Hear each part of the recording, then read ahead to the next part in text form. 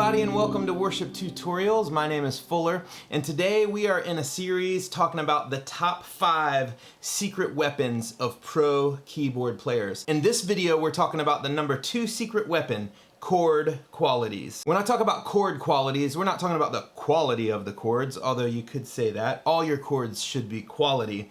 But when I'm talking about chord quality, I'm talking about what makes a chord. Have you ever been trying to play a song and you got the chord chart and it says C and you're playing a C, but it just doesn't sound like the song?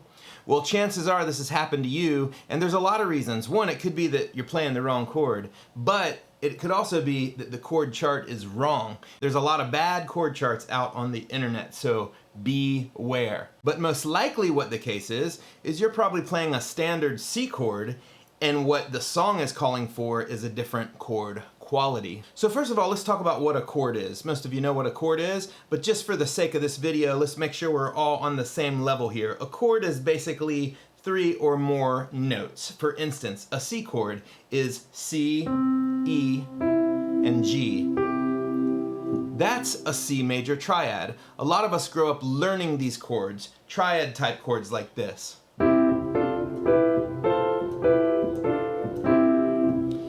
That is a chord in its most basic form, otherwise known as the first inversion. Now triads are cool, but the reality is most pros don't use standard triads. So when we're talking about a chord, that third is really what determines the quality of the chord. There's types of chords, like a C chord or an F chord, and then there's the quality of the chord, which is like a C major or a C minor or a C diminished or a C augmented.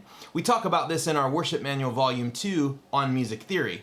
The first 2 chord qualities are a suspension and an add. Okay? Now what that means is simply this. When you play a normal triad, C, E, G, you're playing the 1, the 3, and the 5. Now, in a suspended chord, you're actually changing the third, which is an E, to a D, which is the second note in the scale. So instead of playing a C major triad, you're actually playing a C sus2. So you're suspending the triad to a 2, and it sounds like this. Cool sounding chord. So listen to the difference. Here's a C major, and then here's a C suspended 2. Then you can also suspend the third to a 4 and you raise it up a half step. So instead of C, E, G, we're playing C, F, G like this. Now that's cool. So when you play around with that, you've got the triad, the sus2, and the sus4 chord, and it sounds like this.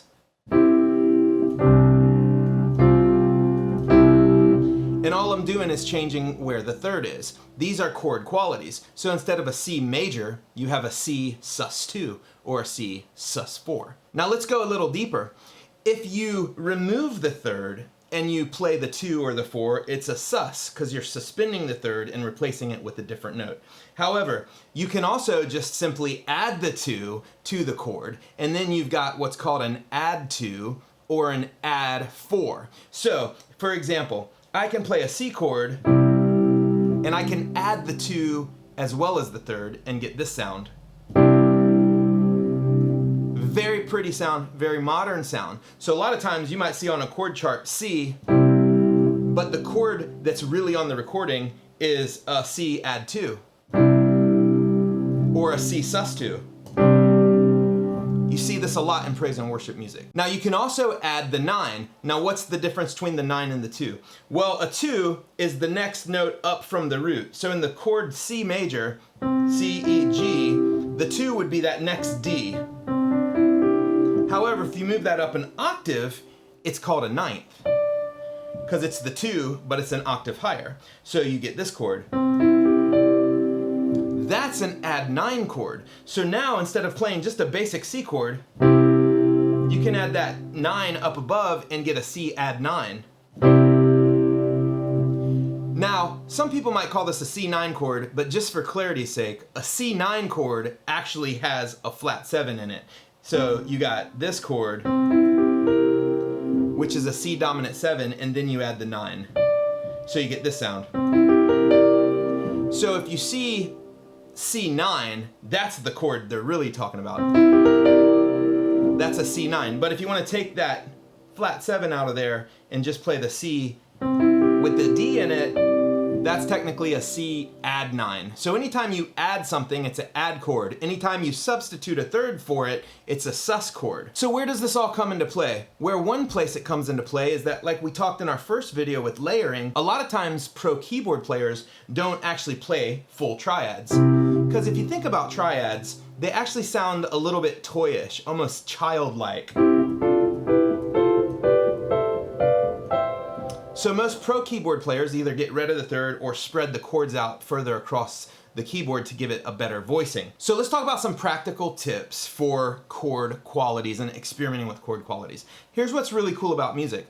A lot of songs are actually way simpler than they sound. So let me give you an example. I'm gonna play a chord progression. In my right hand, I'm gonna play the 1 and the 5 of the root. So I'm in the key of C major. I'm gonna play a C and a G in my right hand. I'm not even gonna play the third. I'm just gonna play the 1 and the 5. Now, in my left hand, I'm gonna move the bass notes. We're gonna start on C. We're gonna go C, G, A minor, F. And the only thing I'm gonna change is my left hand. So watch my right hand. My right hand is gonna stay on these notes. And my left hand's gonna change. Here's what it sounds like together.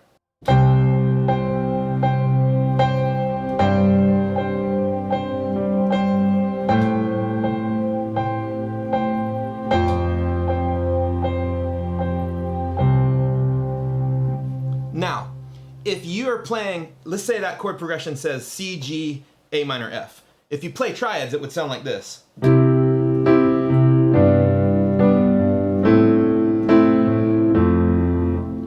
Which is a little bit dated. Sounds like Let It Be, right? From the Beatles, which is a great song. But that's not the sound you want. When you simply only play the 1 and the 5 in the right hand and you do those same chord movements,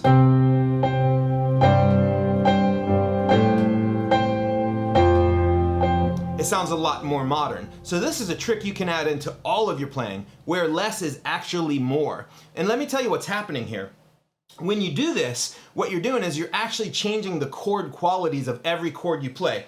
So we play the C, and that's just a regular C, except we're not adding a third. But when we go to G, because we're playing a C in the right hand, we are no longer playing just a regular G, we're playing a G sus4, because we're suspending the B and we're playing a C instead. So now our second chord, instead of just a G major, is a G sus chord. So it adds a little tension. When we go to the A minor, we're actually not playing we're playing the root in the left hand. We're not playing the E in A minor, which is the 5th. We're also not playing the A, which is the root in the right hand. What we're actually playing is the 3rd, which is a C, and then we're adding a G, because remember we're playing the C and the G the same in the right hand. That's gonna make the A really a A minor 7th chord, because this G makes the 7th. That's what gives you that sound. So when you add all that together, it's understood that it's this chord, but what your ear is really hearing is just this. So it gives it a little bit more neutrality, and again, it just makes it a little bit more modern. When we go to the F, we're actually now playing an F add 9, although technically we're only playing F, C, and G. What your ear is hearing is this. So you've got this chord. So with your fingers staying in the right hand on the C and G, you're making all of these chords different chords. So instead of playing C, G, A minor, F, you're playing C, G sus 4, A minor 7, and F add 9, all with very few notes. You can see how this is a very practical tip, because now any song, no matter what the chord progression is, let's say you're in the key of A, start some pads here. Now let's say in the key of A, I'm gonna play a 1-4, or I'm gonna play a 1-5-6-4, which is A, E, F sharp minor, and D. But again, I'm only gonna play the A and the E in the right hand. So you can do this with any key. So I'm just gonna play the A and the E, and I'm gonna move in the left hand, and it sounds like this.